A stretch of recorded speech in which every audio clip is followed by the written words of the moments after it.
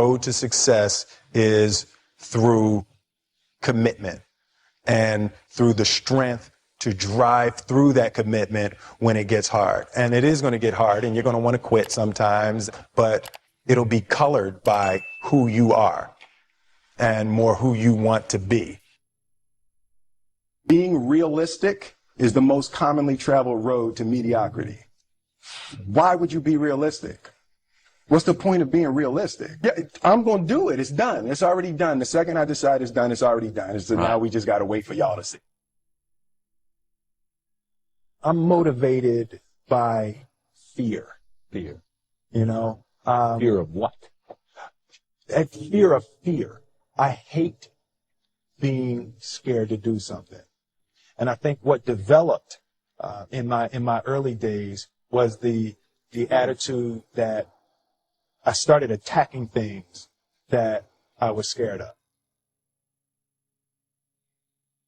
I don't want to be an icon. I want to be an idea. You know, I want to represent an idea. I want to represent possibilities. I want to represent magic, right? That you're in a universe and 2 + 2 = 4. 2 + 2 only equals 4 if you accept that 2 + 2 = 4. 2 + 2 is going to be what I want it to be, you know. And there's a redemptive power that making a choice has, you know, rather than feeling like you're at effect to all the things that are happening. Make a choice.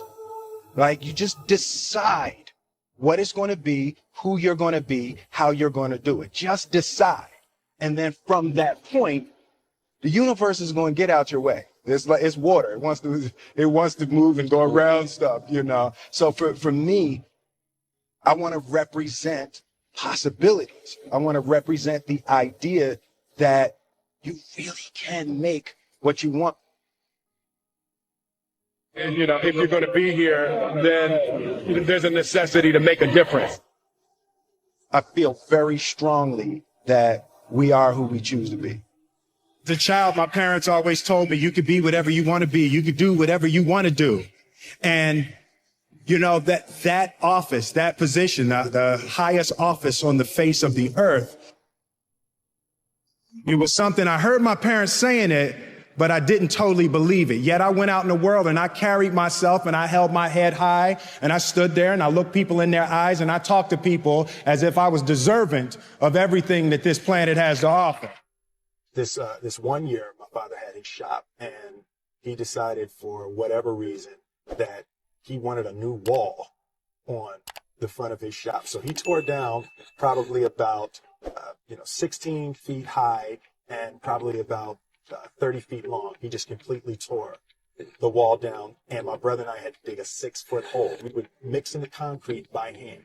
We were building this wall for a year and a half. Every day after school, we would come and mix in concrete, put it in the hole, doing it, and it was just myself and my little brother. And I remember standing back, looking at that wall, saying, there's going to be a hole here forever. A year and a half later, we laid the final brick. And my father stood back and he looked at me and my brother and said, don't y'all never tell me that you can't do something. And walked into the shop and I learned very young, you don't try to build a wall. You don't set out to build a wall. You don't say, I'm going to build the biggest, baddest, greatest wall that's ever been built.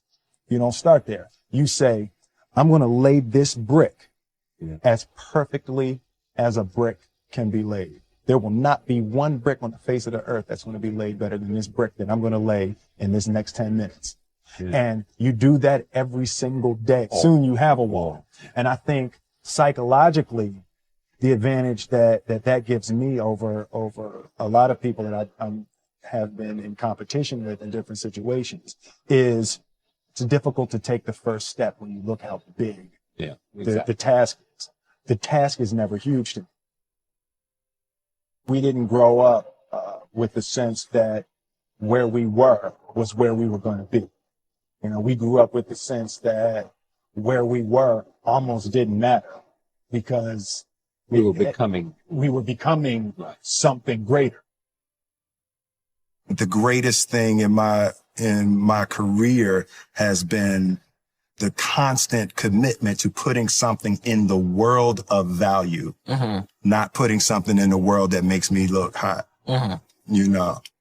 So I think as long as you can stay focused on delivering your art and delivering yourself and delivering your energy and delivering your ideas for the world to be better. Difference between depression and joy, right? And I think it's purpose, right? It's like when you wake up in the morning and your life means something to somebody other than you, that you have a purpose. If you don't go do the things that you're going to do, people's lives will suffer. And I think that kind of purpose, that like to live in service, not to you, but to live in service to humanity, to live in service to your family, to live in service to your church, to your city, to your country, to the world. Living in service is that, I feel like that is the purest form of joy.